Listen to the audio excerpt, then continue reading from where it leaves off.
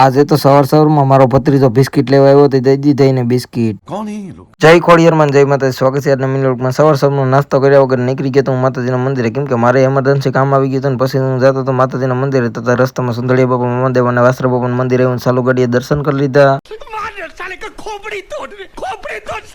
અને પછી હું આવી ગયો તો ડાયરેક્ટ સાસેટ કેવી ને આવીને પછી અહીંયા સિકલરના પાણીના કુંડિયા ભર્યા અને પછી તો કૂતરા માટે એક નાની કુંડી હતી તો એ પાણીની ભરી દીધી. અને સાસેટ કેવી આવ્યો તો સાંજના રોટલા આજે કૂતરાના પડ્યા હતા. કૂતરા કેમ કે આજે ખાવા નથી આવ્યા લાગતા હતા. હવે આ રોટલા હતા એ કૂતરા હાટો લેતા હોય તો એના જ નાખવા પડે, કેમ કે એ રોટલા આપણે તો ખાઈ ન હોઈ ગયા.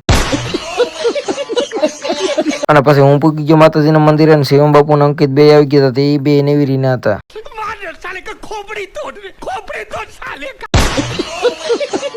અને પછી તો ઓટો બનાવતા હતા, અહીંયા પાણી ફિટિંગ કરવાનું કામ ચાલુ કરવાનું હતું. પછી શિવમ બાપુ પાણી ફિટિંગ લાઇટ ફિટિંગ કરવા જાય એટલે શિવમ બાપુને વર્ગડી દીધા હતા કામે. હું તો હાવ ફ્રીમાં રખડતો હતો डिप्रेशन.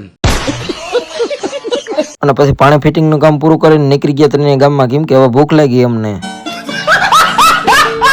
પછી તો ઘેરે આવીને જમી લીધું ને જમીન ડાયરેક્ટ આવી ગયા તો પરેશભાઈ ને મગ હારવા, કેમ કે એને મગ આજે કાઢવાના હતા, ભેગા કરવાના હતા, ભેગા કરવાનું કરી દીધું ચાલુ. હવે આજ તો હું તડકો ખાઈ ખાઈને કારો પડી જાય લે. અને ધોરા થવાની કઈ દવા હોય તો જરી કોમેન્ટ કરી દીધો. અને અમન પરેશભાઈ ને બધે પાથરા હાટતા હતા. પરેશભાઈ ને પડતું હતું બર, કેમ કે હમણાં ઈકો અને હવા ખાઈ ખાઈને છે ને એને બર પડતું હતું. પછી એના ઘરના પાથરા હતા તે હારે ને ક્યાં જાય નકર હું મૂકીને ભાગી જતા આકડી. અને મારા અર્જુન કાકા ગામમાં ગયા હતા, પછી બોટલ લેતા હોય ને પછી તો બધે ખોલતા હતા, પણ માન કરીને કોક કીધે ખુલતી જાય ને કોક કીધે નથી ખુલતી. ને આ બોટલ છે ને સોડાની બોટલો છે. તમે ક્યાંક ઉથમું સમજો ને કામ કરું મારા કલે જાવ તમે ઉથમું સમજો. અને મારા અર્જુન કાકા ગામમાં ગયા હતા બધા હાટું બોટલો લેતા હોય પછી પીવા માંડ્યા.